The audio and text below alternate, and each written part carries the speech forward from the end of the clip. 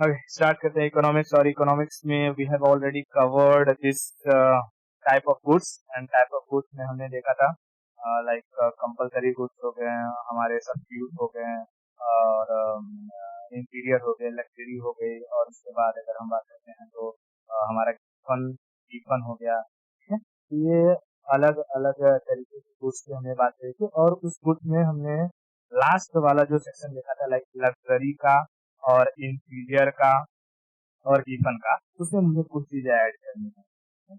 तो वो इसी क्या बोल रहा हूँ, हमने लास्ट लेक्चर में क्या पढ़ा था, type of goods.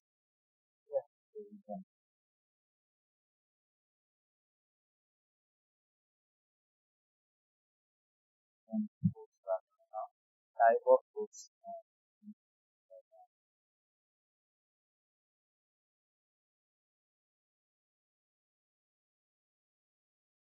Type of,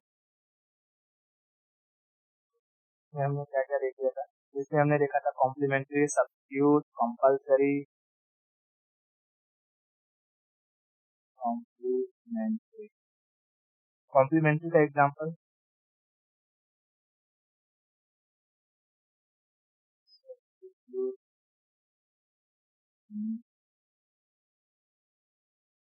compulsory, compulsory. चौथा जो था लग्जरी, लग्जरी। पांचवा था inferior, inferior. And next one था गिफन।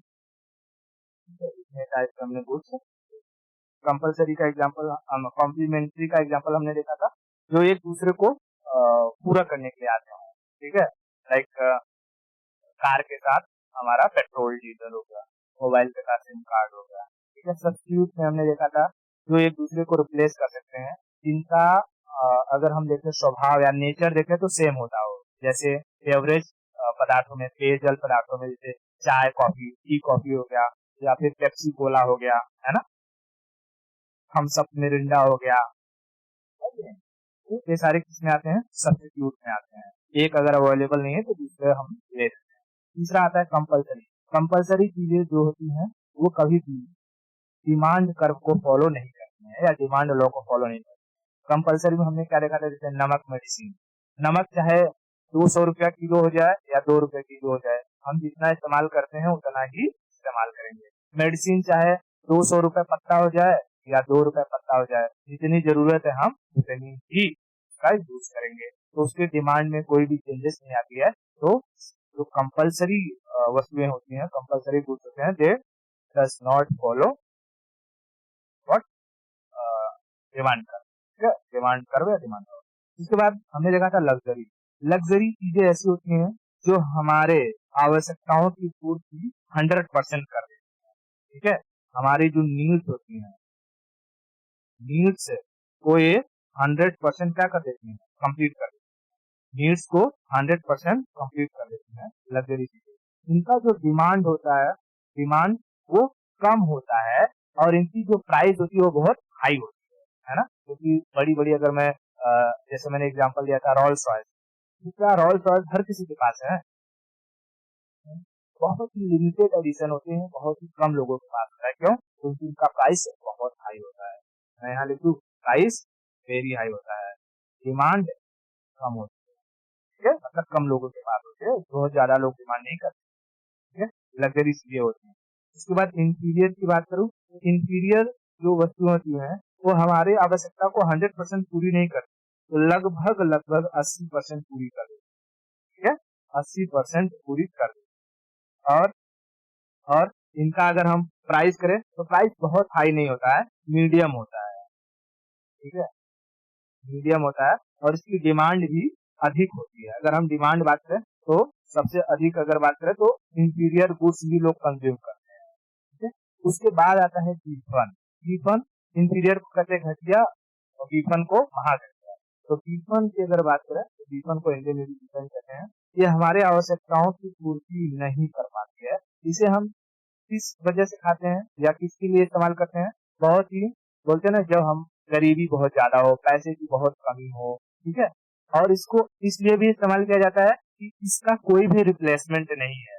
मतलब कि अगर जैसे मैं कहूँ कि गेहूँ अगर लेना है तो तुम्हारे पास पैसा है तो 30 रुपए केजी वाला गेहूँ ले लो या 40 रुपए केजी वाला गेहूँ ले लो। लेकिन अगर पैसा नहीं है तो तुम्हें राशन पर मिलने वाला वही 2 रुपए 3 रुपए केजी वाला गेहूँ लेना पड़ेगा। क्या तुम राशन के अलावा भी कोई ऐसी जगह जो 2 रुपए 3 रुपए से नीचे भी कहीं गेहूँ मिलेगा क्या? तो कीपन वस्तुओं का रिप्लेसमेंट अवेलेबल नहीं होता है, तो इनका अल्टरनेटिव अवेलेबल नहीं होता है, इसलिए इनका दाम अगर बढ़ेगा या घटेगा तो उनके डिमांड पर कोई भी फर्क नहीं पड़ने वाला है, क्योंकि जो कीपन चीजों को खा रहा है उसका डिमांड अगर दाम बढ़ा भी दो तो भी वो वही खाएगा। अब ये थोड़ी कहेगा कि अरे यार राशन वाले का दाम बढ़ गया है, वो 5 रुपए 6 रुपए केजी दे रहा है, अब मैं जो कि सीधा खेत में ही मुंह लगाता हूँ, ऐसा तो होगा नहीं। तो विफल वस्तुओं का भी जो रिप्लेसमेंट या हम कहते हैं अल्टरनेटिव अवेलेबल नहीं होता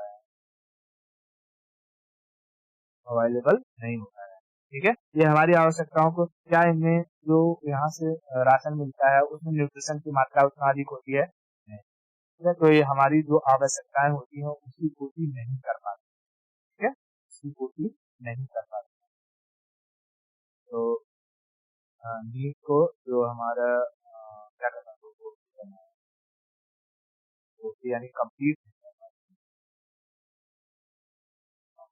नहीं कर पाते, ठीक है, और इनका अल्टरनेटिव नहीं होता है। तो इस 6 तरीके के गुड्स में 2 गुड्स ऐसे हैं जो डिमांड कर को फॉलो नहीं करते हैं। कौन कौन से? कंपलसरी और डिफॉल्ट। कंपलसरी और default they do not follow the demand कर, ठीक है। डिमांड, अब डिमांड कर होता क्या है मैं एक बार थोड़ा सा समझा देता हूँ। जैसे जैसे अगर मैं बात करूँ, मान लो ये मेरा काम है, ठीक है, मेरा ग्राफ है, मैंने ग्राफ है, और हमने जब भी देखा है किसी भी चीज का प्राइस बढ़ेगा या घटेगा उसको बनाने के लिए हमको एक ग्राफ बनाना पड़ता है। इस ग्राफ में हम वाई एक्सिस, ये होता है वाई एक्सिस और यहाँ होता है एक्स, वाई और ये होता है वाई पर हम हमेशा क्या रखते हैं? प्राइस, और एक्स पर हमेशा क्या रखते हैं? डिमांड, है ना? अगर प्राइस में कोई भी उतार चढ़ाव होता है, जैसे प्राइस अगर कम हो जाए, प्राइस बहुत कम हो जाए तो डिमांड बहुत हाई हो जाएगा, है ना? डिमांड बहुत हाई हो जाएगा, यानी लोग जो कर्व रहेगा वो डिमांड की तरफ, इधर एक्स एक्सिस की तरफ भागने लगेगा, यहाँ से ऐसे हो जाएगा, ये पॉइंट करा के मिलेगा। अगर प्राइस बहुत हाई हो जाए, प्राइस बहुत हाई हो जाए तो डिमांड बहुत कम हो जाएगा, यानी ये मिलेगा कहाँ पर? यहाँ पर मिलेगा, ठीक है। तो प्राइस में अगर फ्लक्चुएशन हो रहा है तो डिमांड में भी फ्लक्चुएशन हो रहा है। तो अगर ऐसी जो भी प्रोडक्ट, जो भी गुड्स या सर्विसेज होती हैं जिनके प्राइस में फ्लक्चुएशन की वजह से डिमांड भी घटता बढ़ता है, उन्हें हम कहते हैं कि वो गुड्स या वो सर्विसेज डिमांड कर्व को फॉलो करती हैं। बात समझ में आ रही है? डिमांड कर्व को फॉलो करती हैं। लेकिन ऐसी वस्तुएं जिनके प्राइस में बढ़ने या घटने से डिमांड में कोई फर्क नहीं पड़ रहा हो, उन्हें हम क्या कहेंगे? उन्हें हम कहेंगे वो डिमांड कर्व को फॉलो नहीं करेंगे। कैसे? समझाता हूँ आराम। जैसे कि मैं मान लेता हूँ नमक, नमक नमक का प्राइस मैं मान लू यहाँ पर 2 रुपए है, ठीक है। नमक का प्राइस 2 रुपए पर केजी है, और इस नमक को हम इस्तेमाल कितना करते हैं? मैं यहाँ कर रहा हूँ कि 1 टी, ठीक है, 1 टी, 1 टीस्पून हम इस्तेमाल करते हैं जब नमक का प्राइस 2 रुपए पर केजी हो। अब फिर अगर मैं नमक का प्राइस बढ़ा करके 4 रुपए या 6 रुपए पर केजी कर दूं, 6 रुपए पर केजी कर दूं, तो भी मेरा जो ये डिमांड रहेगा वो 1 टीस्पून का ही रहेगा, है ना? 1 टीस्पून का, और उसे मैं बढ़ाकर चाहे मैं 10 रुपए पर केजी कर दूं, फिर भी मेरा जो डिमांड रहेगा वो 1 टीस्पून का ही रहेगा, 1 टीस्पून ही रहेगा। यानी हम क्या देख रहे हैं? यहाँ पर मेरा प्राइस बढ़ रहा है लेकिन डिमांड बढ़ ही नहीं रहा है। तो क्या ऐसी जो गुड्स होंगी इन्हें हम कहेंगे कि ये डिमांड लॉ को या डिमांड कर को फॉलो कर रही हैं? सेम सिचुएशन क्या हो जाता है? मेडिसिन का, ठीक है, ये ग्राफ समझ में आ गया। ग्राफ में डिमांड एंड कर्व का ग्राफ क्या होता है, डिमांड लॉ क्या होता है, आई होप ये समझ में आ गया होगा। ठीक है, नाउ अब हम मूव करते हैं, बहुत ही इंपॉर्टेंट कॉन्सेप्ट है इलास्टिसिटी। इलास्टिक जिसका नहीं, जिस वाला नहीं, ये जो है अपना इको वाला इकोनॉमिक्स में है एक कॉन्सेप्ट इलास्टिक। अब कुछ नहीं है इलास्टिक, मैं समझाता हूँ।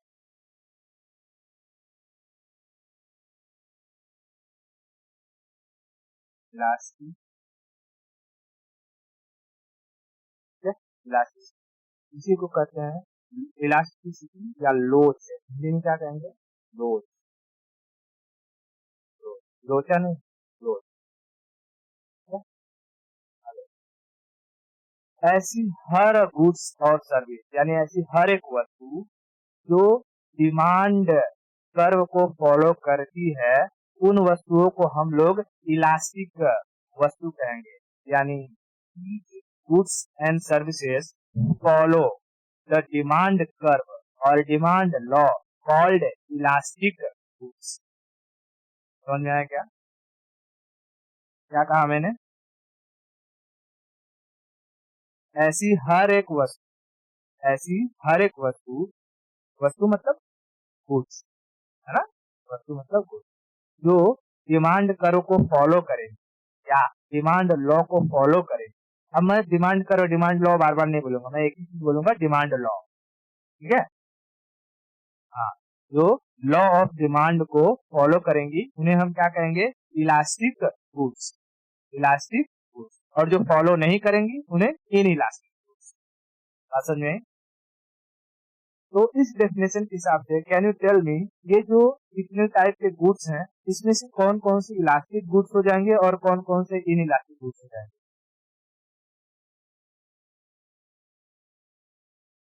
कंपलसरी और गिवन इन इलास्टिक हो जाएंगे और बाकी सबके सब क्या रहेंगे, इलास्टिक। समझ में आया? तो मैं यहाँ लिख लूँ इलास्टिसिटी को निकालने क्या कहेंगे, इलास्टिक। ठीक है, यानी किसी भी प्रोडक्ट में कितना लचीलापन है। लचीलापन कहने का मतलब क्या, क्या उसको ऐसे खींचेंगे तो वो लचीलापन नहीं, किसी भी प्रोडक्ट के प्राइस में जो कम ज्यादा या मतलब बोलते हैं ना चेंजिंग होती है, तो उस प्राइस में चेंजिंग की वजह से कितना उसके डिमांड में चेंजिंग हो रहा है, उसी को कहते हैं लचीलापन, है कि नहीं? वही लचीलापन है। और उसी को इंग्लिश में क्या कहेंगे, इलास्टिसिटी। हिंदी में लोच, लोचदार, है ना, लोच, लचीलापन, है ना। तो मैं यहाँ लिख देता हूँ इलास्टिसिटी का डेफिनेशन क्या हो जाएगा, तो goods and services,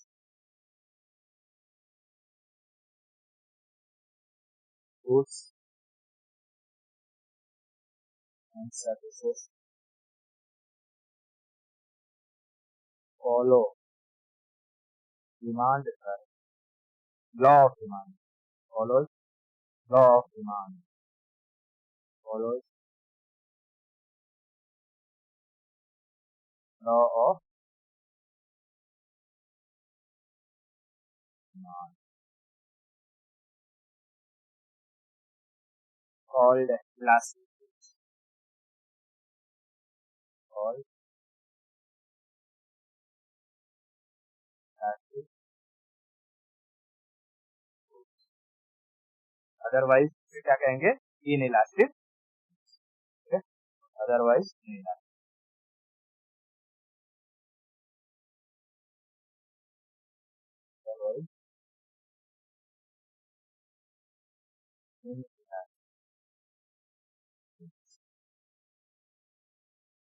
in elastic को कहते हैं बे लोड।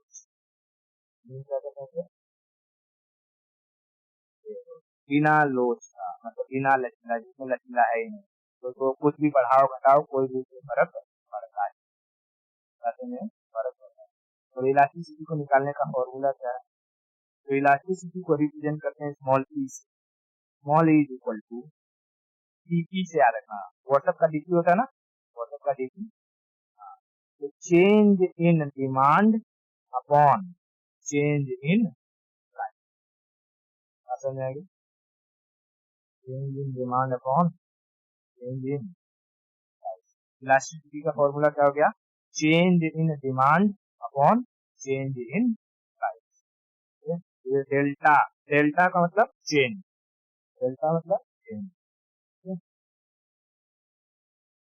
चेंज इन डिमांड और ये है चेंज इन प्राइस।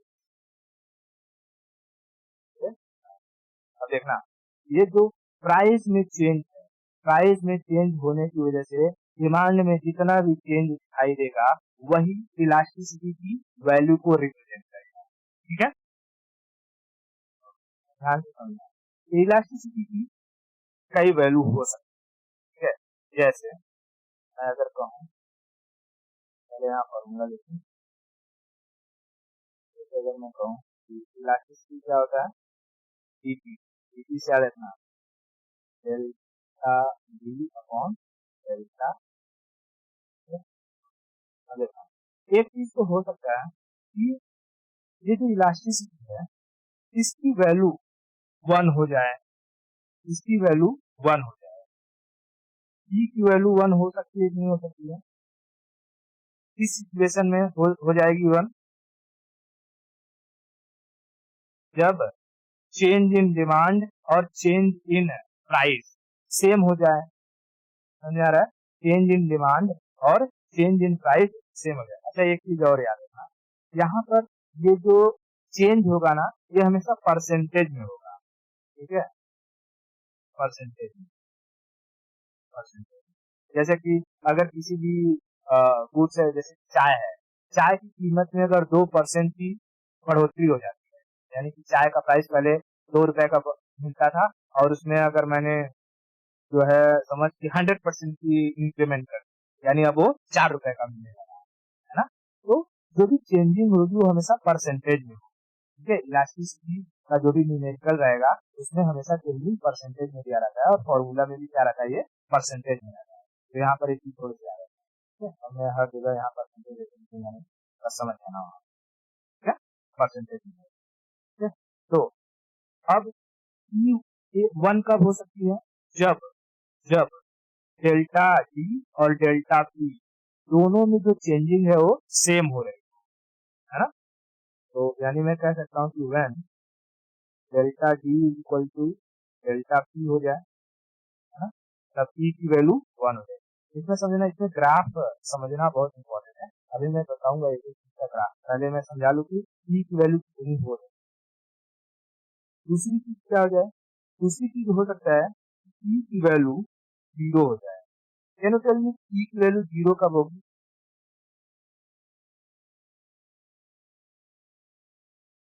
नहीं नहीं नहीं, अगर तुमने मैथ पढ़ा है तो मैथ में तुमको पता होगा कि अगर कोई भी चीज है अगर नीचे 0 आ जाता है तो इसकी वैल्यू इनफाइनाइट हो जाती है, समझा? तो प्राइस तो 0 हो नहीं सकता। अब बताओ इसमें क्या 0 होगा, डिमांड। यानी अगर मैं कहूँ डिमांड में कोई भी चेंज ना हो, मतलब चेंज हो ही नहीं रहा है, तो मतलब चेंज क्या है, 0 है। और चेंज हम क्या कहते हैं, फाइनल माइनस इनिशियल, यही तो चेंज दिखाता है ना। अगर फाइनल और इनिशियल वैल्यू दोनों सेम हो तो हम कह सकते हैं ना डेल्टा डी की वैल्यू क्या है, 0 है। हाँ, तो डी की वैल्यू 0 कब आएगी, जब डेल्टा डी इक्वल टू 0, यानी नो चेंज, नो चेंज तब हो जाएगा ई की वैल्यू 0 आ सकती है। और क्या हो सकता है, ई की वैल्यू हो सकता है कि ये 1 से कम हो, 1 से कम हो जाए, तो मैं ई की वैल्यू इनफाइनाइट कर देता हूँ, ई की वैल्यू इनफाइनाइट रहेगा। ई की वैल्यू इनफाइनाइट कब हो जाएगा, जब प्राइस 0 हो जाएगा। यानी अगर किसी सोच, अगर किसी प्रोडक्ट, कोई प्रोडक्ट आया है मार्केट में, कोई नया फ्रॉक आया है या नई साड़ी आई है, अगर उसका प्राइस 0 कर दिया जाए, बोला जाए कि उसकी कोई वैल्यू नहीं है, सोच कितने लोग उसका जो कि उसको खरीदने जाएंगे, है ना। उसका डिमांड अनंत हो जाएगा, मतलब तुम लाते रहो बिकते रहेगा, लाते रहो बिकते रहेगा। तो ऐसा तो रियल लाइफ में होगा कभी नहीं। ग्राफ है तो यहाँ पर जो है प्राइस 0 हो जाए तब इलास्टिसिटी क्या हो जाएगी, इनफाइनाइट हो जाएगी। ठीक है, उसके बाद और क्या हो सकता है जो ई है, ई की वैल्यू 1 से कम हो जाए, 1 से कम हो जाए। ई की वैल्यू 1 से कम कब हो सकती है, 1 से कम कब होगी, जैसे अगर मैं लिखूं 1/2, 1/2 की वैल्यू क्या है 0.5, 0.5 1 से कम है, और 1 से कम कब है, जब डिनोमिनेटर ज्यादा है न्यूमरेटर से, है ना, यानी कि प्राइस में चेंजिंग ज्यादा हो एज कंपेयर टू डिमांड में, यानी डेल्टा टी अगर डेल्टा टी से ज्यादा हो तो तब हो जाएगी delta P greater than delta T. इस सिचुएशन में क्या हो जाएगा, टी की वैल्यू कितनी आएगी, 1 से कम आएगी, 1 से कम। अब ये भी तो हो सकता है कि की वैल्यू 1 से ज्यादा आ जाए, वैल्यू 1 से ज्यादा आ जाए, तो बताओ ये कौन सा सिचुएशन होगा, delta P smaller than delta. ये 5 सिचुएशन हो सकती है, 5 वैल्यू हो सकती है P, यानी इलास्टिक। बात समझ में आ गया। हाँ, अब इसमें ना ग्राफ से पूछता है, 4 ग्राफ दे देगा और कहेगा बताओ कि कौन सा ग्राफ E इक्वल टू 0 को रिप्रेजेंट कर रहा है या कौन सा ग्राफ E इक्वल टू 1 को रिप्रेजेंट कर रहा है। तो भाई जब इनका ग्राफ पता रहेगा, दिमाग में रहेगा, तभी तो बता सकते हैं हम, बरोबर। तो अब चलते हैं, समझते हैं, एक एक के ग्राफ को समझते हैं। तो मैं यहाँ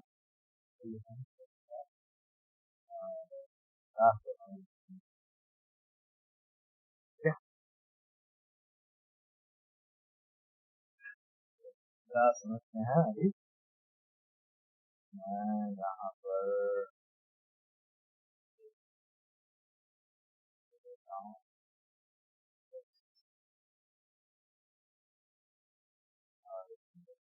बताना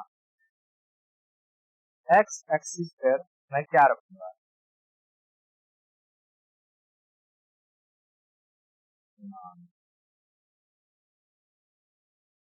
डिमांड इन परसेंटेज, और वाई पर प्राइस इन, ठीक है। मैं मान पहले मैं यहाँ सारा और मैं ये वैल्यू रखता हूँ,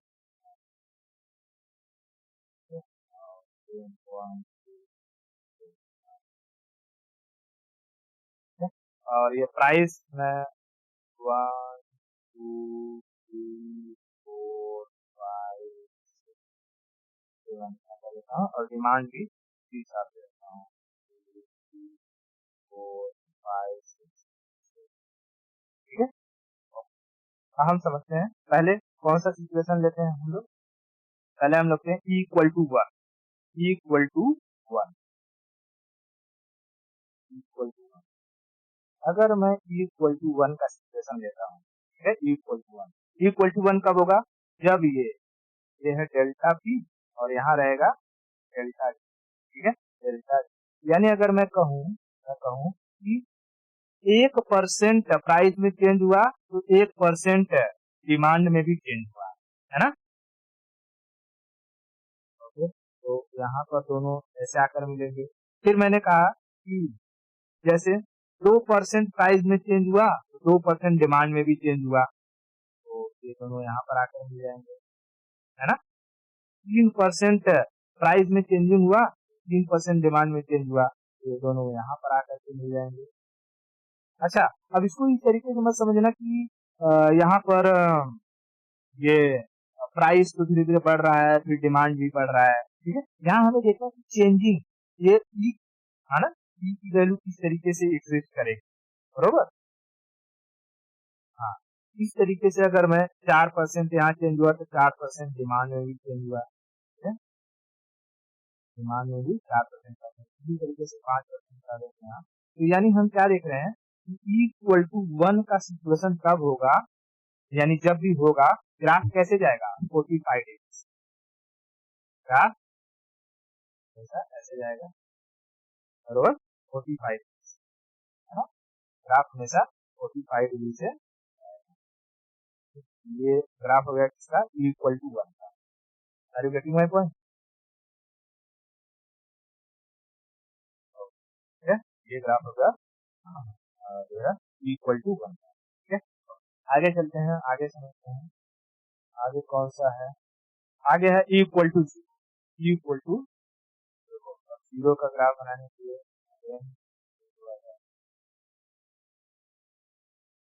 अच्छा, मैं ना एक काम करता हूँ, पहले समझा देता हूँ, बाद में मैं पीडीएफ में ये सारी चीजें इंक्लूड कर दूंगा। ठीक है, नहीं तो अगर मैं एक एक बनाते रहूंगा करते रहूंगा तो टाइम काफी ज्यादा चला जाएगा। ठीक है, मैं यहाँ समझा देता हूँ, पीडीएफ में मैं सब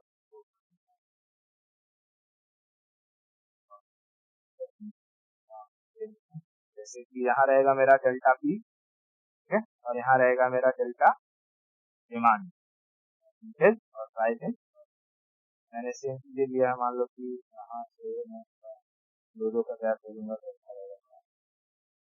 मैं यहाँ का लेता हूँ 1 2 3 और ऐसे यहाँ पर भी 1 और 2। ओके, अब हमें दूसरा देखना है E equal to 0। E equal to 0 कब होगा, जब क्या होता है डेल्टा डी अपॉन डेल्टा, जब डी की वैल्यू 0 हो, यानी डी में कोई भी चेंजेस न हो रहा हो और प्राइस में कितना भी चेंजेस हो रहा हो। ठीक है, मैं मान लेता हूँ, मान लो कि ये है 2 है, ये 4 है, ये 6 है, ठीक है, और फिर ये 2 है, 4 है, 6 है, 8 है। मैंने माना कि कोई ऐसा प्रोडक्ट है जिसके प्राइस में कोई ऐसा प्रोडक्ट है जो कि ये मैं मेडिसिन ही ले लेता हूँ, नमक ले लेता हूँ, नमक नमक वाला सिचुएशन जो था, नमक में हमने देखा कि अगर जैसे 4 जन का खाना बनाना है तो 4 जन के लिए हमें 4 टीस्पून नमक की जरूरत, और उस वक्त नमक की जो कीमत थी वो 2 रुपए पर के, ठीक है, 2 रुपए पर। अब क्या वो नमक अगर 4 रुपए पर केजी हो जाएगा तो 4 टीस्पून से घट जाएगा, हमारी जो डिमांड रहेगी 4 टीस्पून से कम हो जाएगा क्या, नहीं। यानी हम क्या देख रहे हैं कि हमारा 2 रुपए था तब भी 4 टीस्पून था, ठीक है, उसके बाद जब 4 रुपए हुआ तो भी 4 टीस्पून है, 6 रुपए हुआ तो भी 4 टीस्पून है। यानी हम क्या कह सकते हैं, हमारा जो ये पॉइंट है एक ही पॉइंट पर आकर के मिल रहा है, और ऐसी सिचुएशन में हमारा जो ग्राफ होगा वो कौन से एक्सिस के पैरेलल है, वाई एक्सिस। यानी E इक्वल टू 0 का जो ग्राफ होगा वो वाई एक्सिस के पैरेलल होगा। समझ में आ रहा है? हाँ, तो मैं यहाँ थोड़ा थोड़ा एक इंडिकेशन देते जाता हूँ। जैसे इसका जो ग्राफ होगा, इसका ग्राफ कैसा जाएगा 45 डिग्री से, है ना। उसके बाद इसका जो ग्राफ जाएगा वो वाई एक्सिस के पैरेलल होगा, है ना। अब आगे समझते हैं इन्फिनिटी, इनफाइनाइट। अगर इनफाइनाइट करना है तो इनफाइनाइट में क्या होगा, हमारा जो प्राइस है, प्राइस जो है चेंज नहीं होगा, डिमांड में चेंजिंग होती है, ठीक है। प्राइस मतलब 0 हो जाएगा, प्राइस में चेंजिंग नहीं होगा ना, और डिमांड में चेंजिंग होती है। तो अगर मैं कहूँ जैसे मान लो किसी चीज का प्राइस मैं यहाँ 4 रुपए रख दिया हूँ, ठीक है, 4 रुपए रख दिया तो भी उसका डिमांड 2 लोगों ने किया, ठीक है, फिर 4 ही रुपए रहा, अब उसकी डिमांड धीरे धीरे क्या हो रही है, बढ़ती जा रही है, 4 लोगों ने किया, फिर वो 4 रुपए, अच्छा 4 ही रुपए रहा, उसकी डिमांड 6 लोग करते गए, फिर वो 4 रुपए रहा, उसकी डिमांड 8 लोग करते गए। यानी प्राइस में कोई चेंजेस नहीं हो रहा है, लेकिन डिमांड अगर कंटिन्यू बढ़ रहा है तो हमारा ये पॉइंट अगर हम ऐसे मिलाएंगे तो हम क्या देखते हैं कि हमारा जो ग्राफ है वो किस एक्सिस के पैरेलल जा रहा है, एक्स एक्सिस के पैरेलल है ना, ये ग्राफ एक्स एक्सिस के पैरेलल है। तो हम क्या कह सकते हैं यहाँ पर कि जो भी E इक्वल टू इन्फिनिटी होगा इसका ग्राफ एक्स एक्सिस के पैरेलल जाएगा, कुछ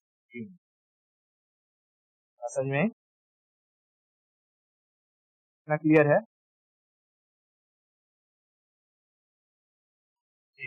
अब हम चलते हैं आगे, समझते हैं E is less than 1, E is less than 1, ठीक है, ई इज लेस देन 1, ध्यान से देखना, E is less than 1, E is less than 1, E is less than 1 कब होगा, जब हमारा ये प्राइस ज्यादा होगा, मतलब कि प्राइस में फ्लक्चुएशन बहुत ज्यादा हो और डिमांड में फ्लक्चुएशन बहुत कम हो।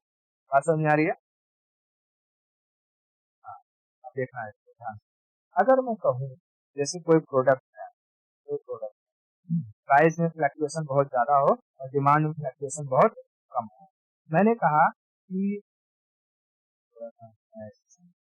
प्राइस में फ्लक्चुएशन बहुत ज्यादा हो और डिमांड में फ्लक्चुएशन कम हो, मैंने कहा कि अगर किसी प्रोडक्ट का जो प्राइस था वो 2 रुपए था, 2 रुपए था, ठीक है, 2 रुपए था, तो उसकी डिमांड ना यहाँ यहाँ 0, यहाँ एक एक लोगों ने मान लो उसकी डिमांड, ठीक है, उसकी डिमांड कितने लोगों ने की थी, एक लोगों ने, 2 रुपए प्राइस था तो डिमांड एक लोगों ने किया, जब प्राइस में 4 रुपए हुआ तो डिमांड 2 लोगों ने किया, है ना, डिमांड 2 लोगों ने किया, जब प्राइस 6 रुपए हुआ तो डिमांड 3 लोगों ने किया। यानी हम क्या देख रहे हैं, प्राइस में हमारा जो फ्लक्चुएशन है, प्राइस में फ्लक्चुएशन बहुत बड़ा बड़ा हो रहा है, लेकिन डिमांड बहुत कम हो रहा है, डिमांड में फ्लक्चुएशन बहुत कम हो रहा है ना, डिमांड में फ्लक्चुएशन बहुत कम हो रहा है।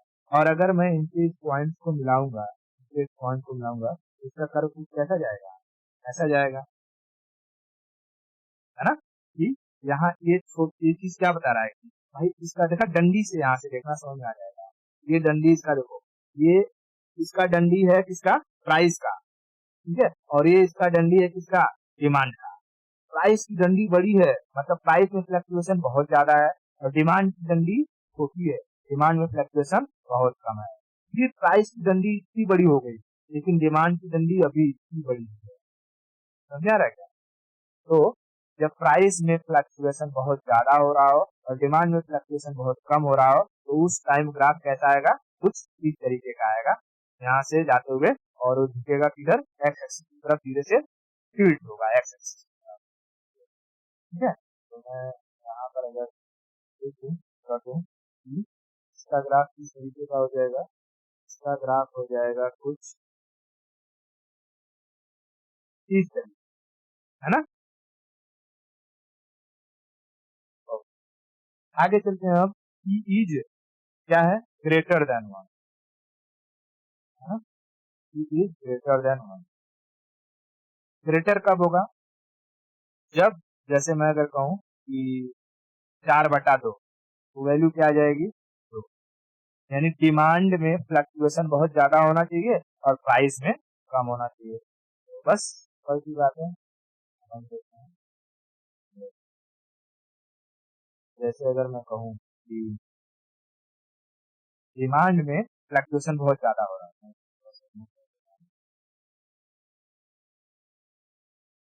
यहाँ मान लो कि किसी प्रोडक्ट की जो डिमांड थी वो 2 रुपए और उसका प्राइस था उस वक्त 1 रुपए, ठीक है, प्राइस था 1 रुपए और डिमांड उसकी 2 रुपए, मतलब 2 लोगों ने, यहाँ डिमांड पैसे थोड़ी होगा, डिमांड लोग करेंगे ना, हाँ डिमांड लोग करेंगे लेकिन जो प्राइस होगा वो पैसे मिलेगा। जब मैंने कहा जब 2 लोगों ने डिमांड किया तो उसकी प्राइस 1 रुपए थी, तो मैं देखा कि ये कुछ इसका कर्व ऐसा आएगा, ठीक है। उसके बाद जब उसकी डिमांड 4 लोगों ने करी तो उसका प्राइस में ज्यादा फ्लक्चुएशन नहीं हुआ, उसकी प्राइस बढ़ के कितना हो गई, 2 रुपए हो गई, ये कुछ इस तरीके से आया। फिर उसके बाद हमने देखा जब डिमांड 6 लोगों ने किया तो उसका प्राइस 3 रुपए हो गया, ठीक है, उसका प्राइस 3 रुपए हो गया। उसके बाद जब डिमांड 8 लोगों ने किया तो उसका प्राइस 4 रुपए हो गया, है ना। इस तरीके से अगर मैं इसके कर्व को अगर मैं मिलाऊंगा तो इसका कर्व कैसा आएगा, इसके पॉइंट को मिलाऊंगा, इसका कर्व कुछ ऐसा आएगा,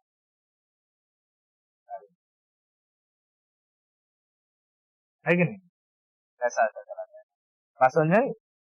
और यही लेस देन वाले का कैसा आता है, ऐसा आएगा, है ना।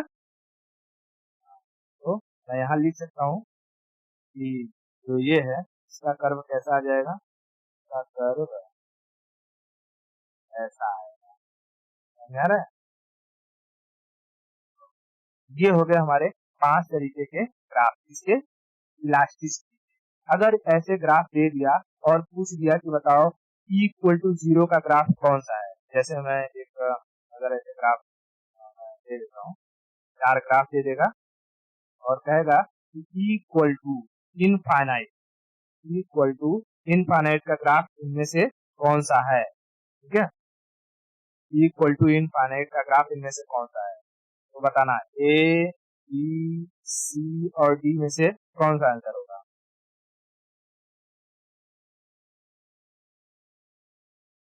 इनफाइनाइट का होगा B।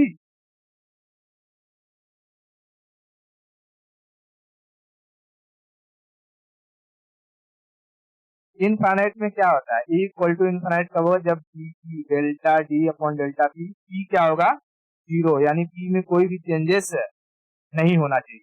और जब P में चेंजेस नहीं होगा तो P हमेशा एक ही पॉइंट पर रहेगा, और एक ही पॉइंट पे रहेगा तो P में धक धक धक धक धक धक चेंज होते रहेगा। ऑप्शन डी यही था ना। तो इसी तरीके से पूछेगा उसमें क्वेश्चन, बोल लेना कोई नहीं है। समझ में आई? इलास्टिसिटी का कंसेप्ट समझा। अब इसी पर एक न्यूमेरिकल है, उसको फटाक से सॉल्व करना है, ठीक है। जैसे मैं यहाँ लिखा, बताना है कि इसमें क्या है। क्वेश्चन दिखाई दे रहा है,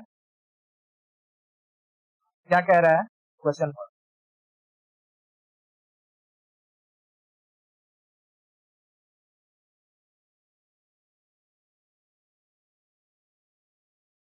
हाँ, क्वेश्चन समझ में आया, क्या निकालना है मुझे गाइड करना। मैं कैसे लिखूं, E इक्वल टू क्या लिखूं, E equal to delta D percentage delta P percentage, ठीक है। उसके बाद इक्वल टू 12 बटे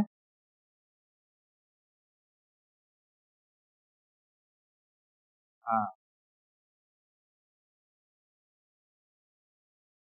112 होगा। अरे 112 कैसे होगा, अब यहाँ मैथमेटिक्स नहीं लगाना है, यहाँ डेटा ऐसा तो भी हो सकता है पहले 0 रहा हो और फिर 12 तक पहुंच गया हो, तो इसमें चेंजेस कितना का हुआ, फाइनल माइनस इनिशियल, 12% माइनस 0%, 12%। अरे यहाँ से यहाँ इंक्रीज हुआ ना, तो इसमें ना सिंपल जो दिया है बस उसी को वैल्यू पुट करना है, कोई भी कंसेप्ट नहीं लगाना है कि अच्छा ये मैथ का है पहले 100% होगा या पहले ये होगा, कुछ नहीं। जो डेटा दिया है सीधा उसको फॉर्मूला में पुट कर दो। 12% दिया है तो 12% डिवाइडेड बाई 3%, ठीक है। तो परसेंट परसेंट कट जाएगा और वैल्यू क्या आ जाएगी, ई की वैल्यू 4 आ जाएगी। तो बताओ ई कैसा है, ई ग्रेटर देन 1 है या ई लेस देन 1 है। ई ग्रेटर देन 1 है, ठीक है, क्योंकि ई की वैल्यू क्या आई है 4 आई है। अगर ग्रेटर देन 1 है तो अगर इसी हिसाब से कोई पूछ देगा अच्छा ई ग्रेटर देन 1 होता है तो उसका ग्राफ कैसा होता है, ग्राफ कैसा रहेगा।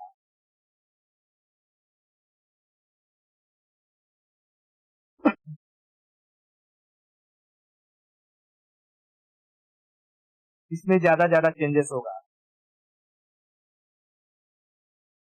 डिमांड में ज्यादा ज्यादा चेंजेस होगा, डिमांड में ज्यादा ज्यादा चेंजेस होगा। तो क्या ये ऐसा आएगा या ऐसा आएगा, मतलब ए आएगा या बी आएगा।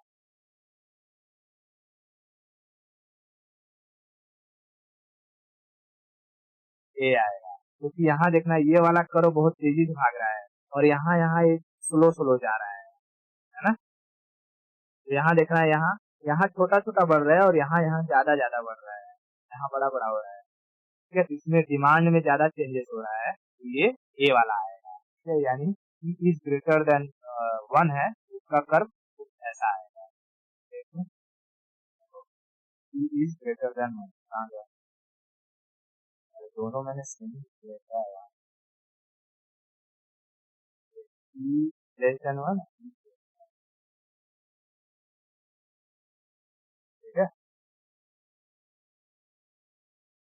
समझ में आ गया बात? इस तरीके से ये होता है पूरा इलास्टिक। अच्छा, अब इसी में ना एक और जो कि इलास्टिसिटी का ही कंसेप्ट है, छोटा सा मैं उसको बता देता हूँ तो खत्म कर दूंगा। कहता है ना cross elasticity, cross cross elasticity कैसे होता है और उसका फॉर्मूला क्या होता है मैं समझाता हूँ, और वो न्यूमेरिकल सॉल्व करेंगे तो तुरंत समझ में आ जाएगा। पहले मैं यहाँ लिख देता हूँ क्रॉस इलास्टिसिटी, क्रॉस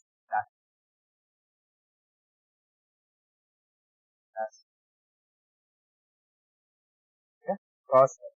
इसमें क्या होता है, इसमें ना दो प्रोडक्ट के इलास्टिसिटी को कंपेयर किया जाता है। ठीक है, दो प्रोडक्ट के इलास्टिसिटी को क्या किया जाता है, कंपेयर किया जाता है।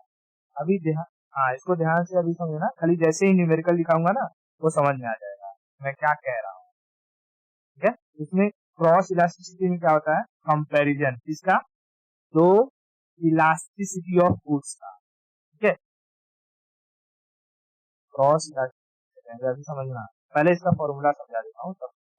ई क्रॉस जो होता है उसका फॉर्मूला सेम वही डी होता है, बस उसमें चेंजेस किया जाता है, E2 minus E1 upon E2 plus E1।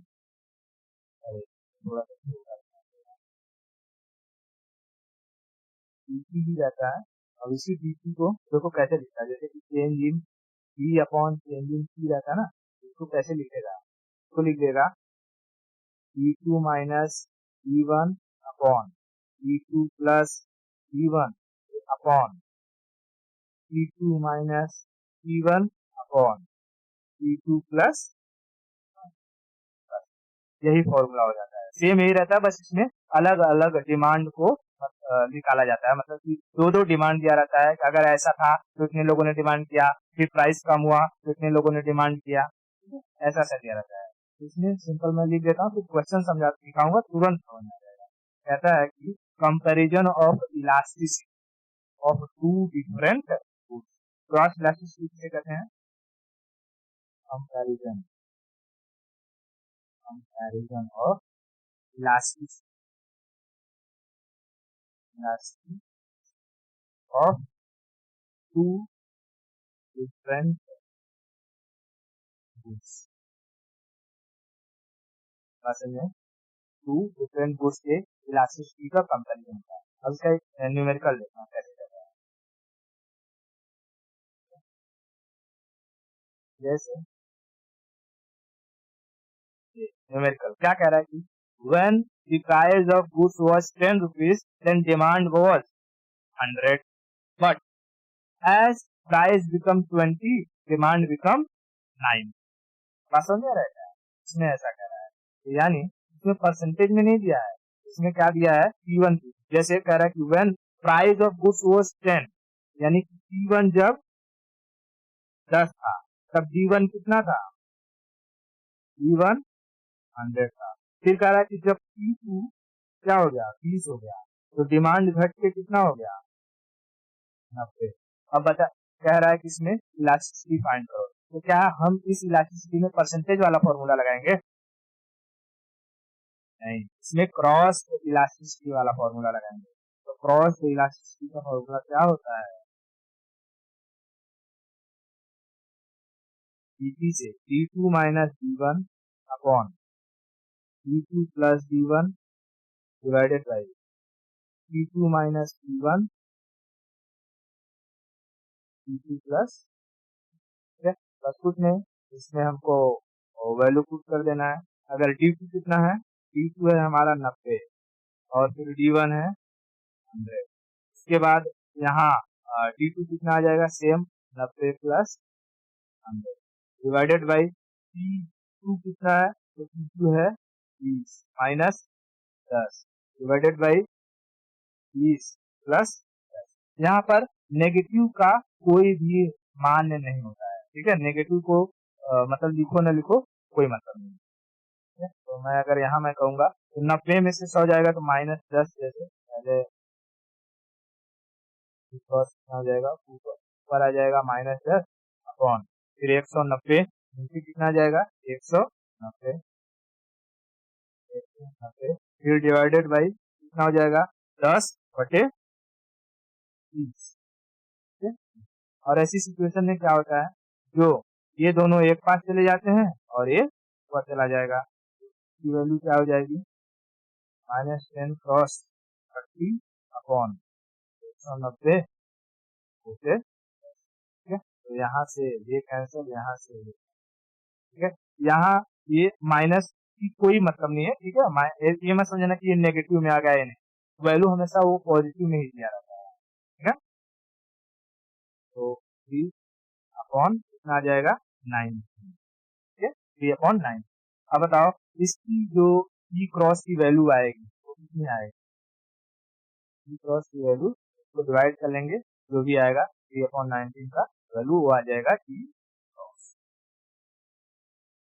Clear हो गया ई क्रॉस कैसे निकलता है, या क्रॉस इलास्टिसिटी क्या होता है, ये सारा का सारा कंसेप्ट था इलास्टिसिटी। अब देखा ये इलास्टिसिटी में ये 5 जो मैंने बताया अभी ग्राफ वाला, इसको ध्यान में रख लेना, इसका ग्राफ कैसा होता है, बाकी ये आराम से हम लोग कर, क्लियर है। आज के लिए इतना रखते हैं।